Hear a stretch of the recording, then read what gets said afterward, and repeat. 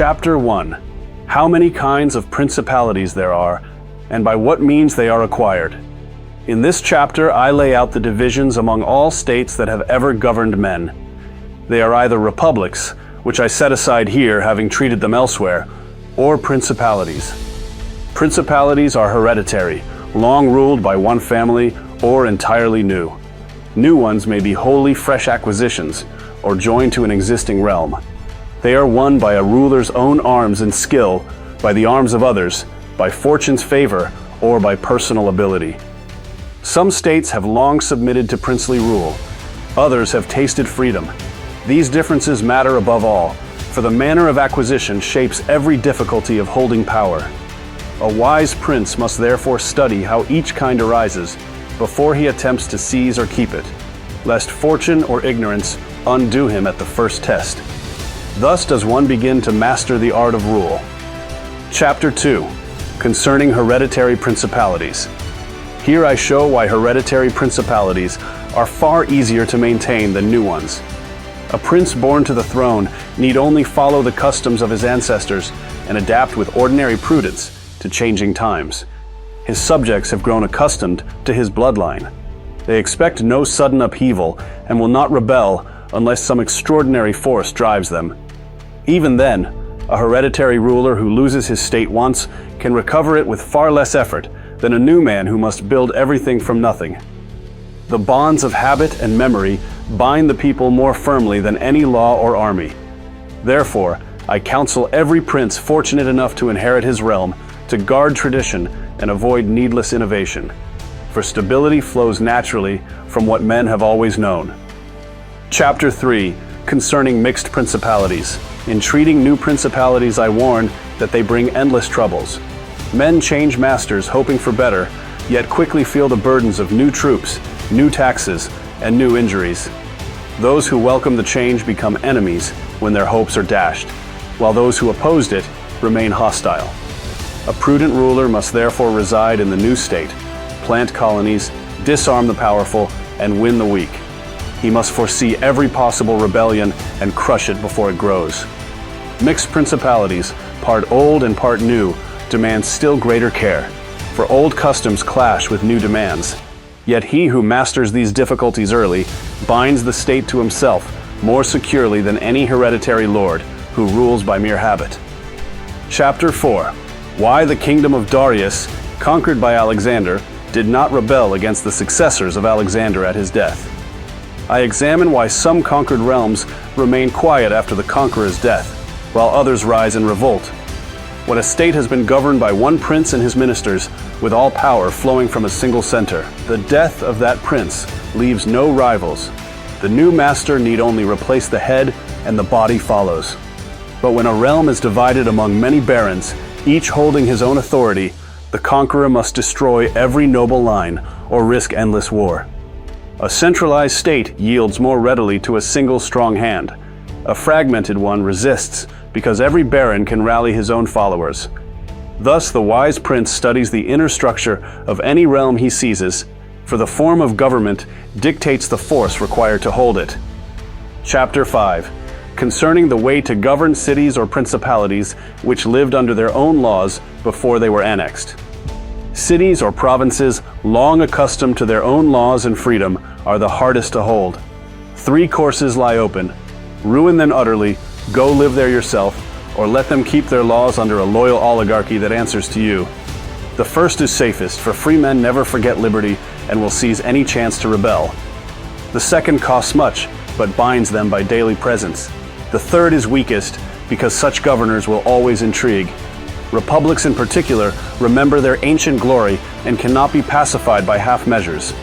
Therefore I advise any prince who acquires such a state either to destroy it completely or to dwell within it, for mercy here breeds only future war. Chapter 6. Concerning new principalities which are acquired by one's own arms and ability. New principalities won by one's own arms and ability are the most glorious, yet the most difficult. The innovator faces enemies among all who profited from the old order, and finds only lukewarm friends among those who hope to profit from the new. Men resist change because they distrust what they have not seen. Success demands force, swift punishment of opponents, and the destruction of every rival who might restore the past. Yet once the founder has overcome these obstacles, his state rests on a firm foundation. I therefore praise those princes who rely on their own virtue rather than fortune, for what they build endures. Fortune may give a throne, but only ability keeps it. Chapter 7. Concerning new principalities which are acquired either by the arms of others or by good fortune. Those who rise by the arms of others or by mere fortune face a different fate. They enter power without roots. They owe everything to favor or luck. When that favor shifts or fortune turns, they possess neither the strength nor the loyalty to stand alone. A wise ruler in this position must act at once, eliminate threats, secure his own troops, win popular support, and lay foundations that do not depend on others. Delay invites ruin. He who builds quickly on fortune's gift may yet make it his own. He who trusts fortune alone will lose everything when she changes. Thus I counsel speed, ruthlessness, and self-reliance the moment chance places a crown upon your head. Chapter 8. Concerning those who have obtained a principality by wickedness. Principalities gained through wickedness require special handling.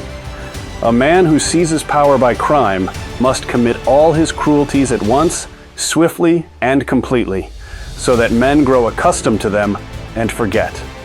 Benefits should follow gradually, so that they are savored. Cruelty used well is done once and for the people's safety. Cruelty used badly is repeated and breeds hatred. A prince who follows this rule can secure his state. One who hesitates or spreads terror piecemeal will never rest.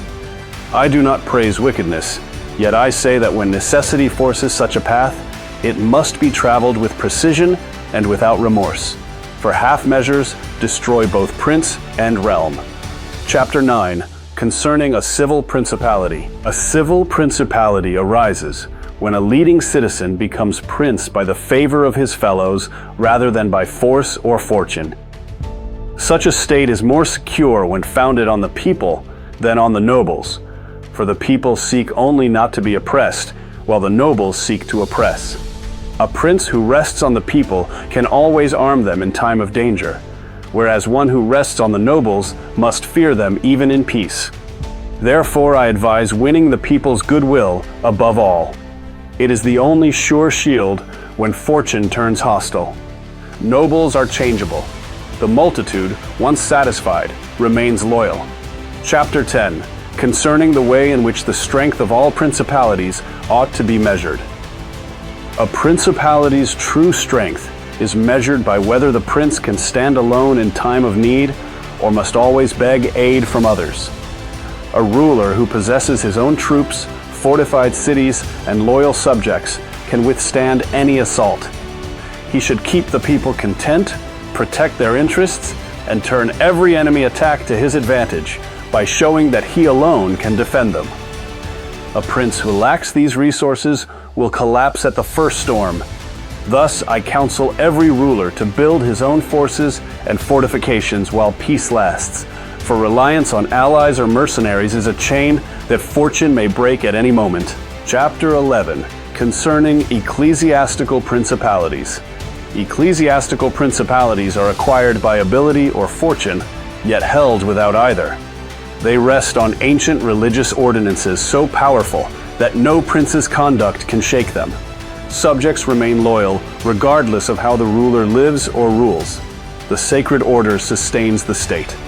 A prince in such a realm need neither defend it with arms nor govern with prudence, for divine authority does the work. Yet I note that once these states are seized by a temporal prince, they behave like any other. Still, while they remain under religious governance, they enjoy a security no other principality can match. Chapter 12. How many kinds of soldiery there are, and concerning mercenaries. I divide soldiery into 3 kinds: mercenaries, auxiliaries, and one's own troops. Mercenaries are useless and dangerous. costing much in peace and fleeing in war. Auxiliaries borrowed from another power bring the same perils plus the risk of foreign domination. Only a prince's own troops, raised from his subjects or loyal citizens, fight with true commitment. A state that relies on foreign arms will never be secure. Therefore, every wise ruler must build and maintain his own forces, training them in peace so they stand ready in war. Arms are the foundation of all power. Without them, a prince is naked before fortune and enemies alike.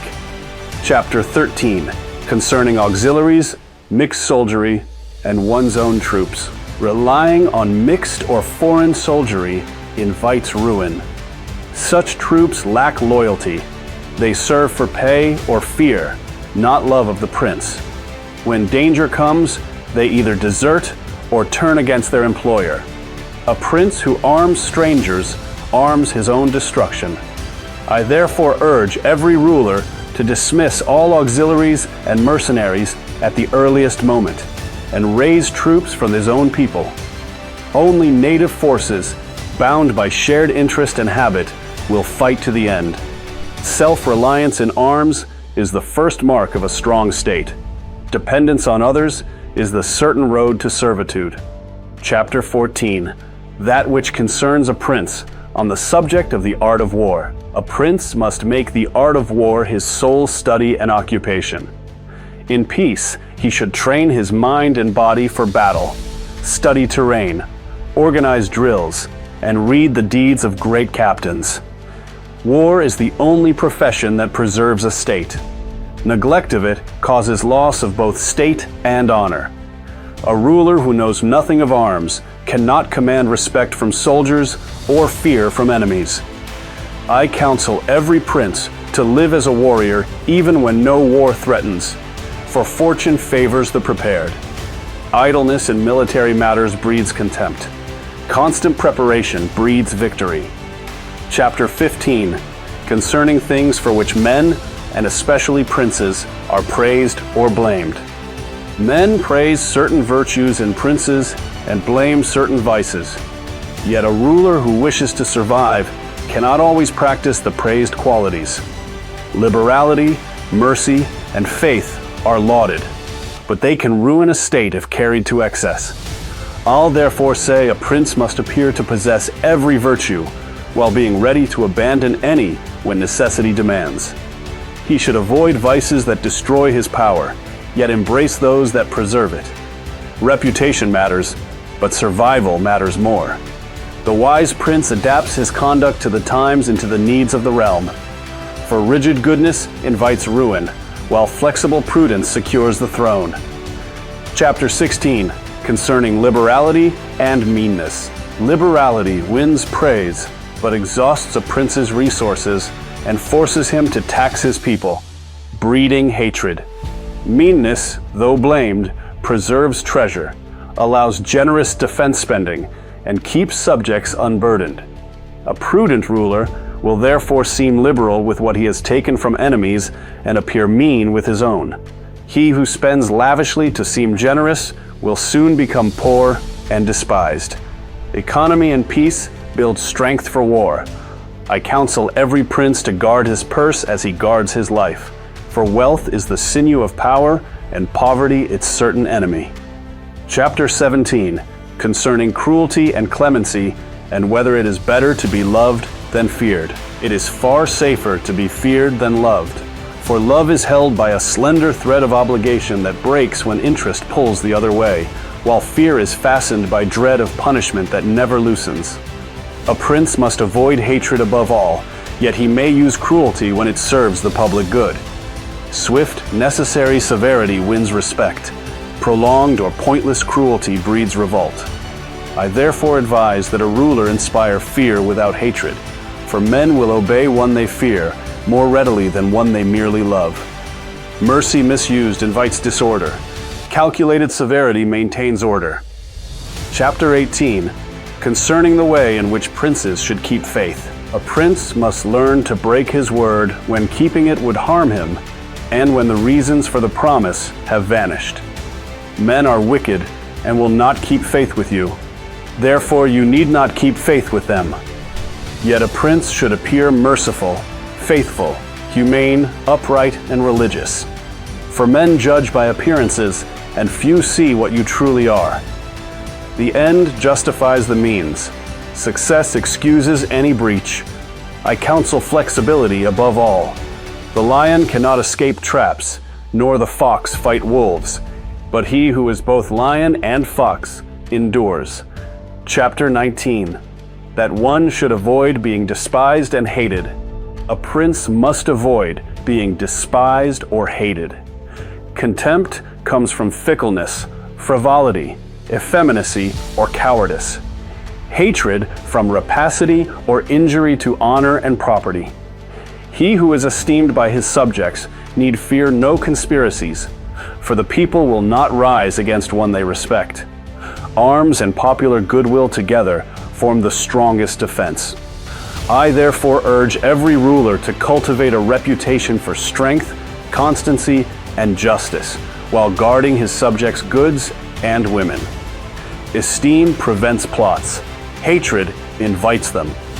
A prince who is both feared and respected walks secure amid any storm. Chapter 20.